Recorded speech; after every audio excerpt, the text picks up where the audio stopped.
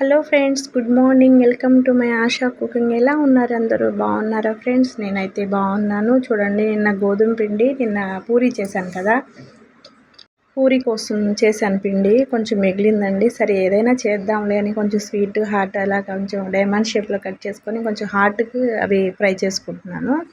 Hot కోసం క్రంచీగా తింటాకైతే బాగుంటాయి. కొంచెం కారం ఉప్పు వేసుకొని కలుపుకొని తింటే బాగుంటాయి. మిగతా ఏమో కాజాలు చేశాను, చిన్న చిన్న కాజాల్లా చేశాను. అవి కూడా ఫ్రై చేసుకొని కొంచెం బెల్లం, 1 కప్పు బెల్లం వేసుకొని పాకం పట్టి దాంట్లో వేసాను. అవి చూడండి కాజాలు బాగుంటాయి. చిన్నగా ఏంటంటే చిన్న రెసిపీ, అంటే ఏం చేద్దాం మిగిలింది కదా, ఏదో ప్లాన్ చేసి చేసుకుంటే కొంచెం కాకర పువ్వులు అంటాం మేము వాటిని. అవి కొంచెం బెల్లం చిన్న కప్పు వేసి అవి 4 చేశాను. పంచదార వేస్తే షుగర్ ఉన్నోళ్ళు తినకూడదు కదా అని బెల్లం వేసాను. పంచదార కూడా వేసుకోవచ్చు, మీరు ఎవరెవరికి ఏమి ఇష్టం ఉంటే వేసుకోవచ్చు. నేనైతే ఇలా చేశానండి. మీరేం చేస్తారు ఏమైనా మిగిలితే?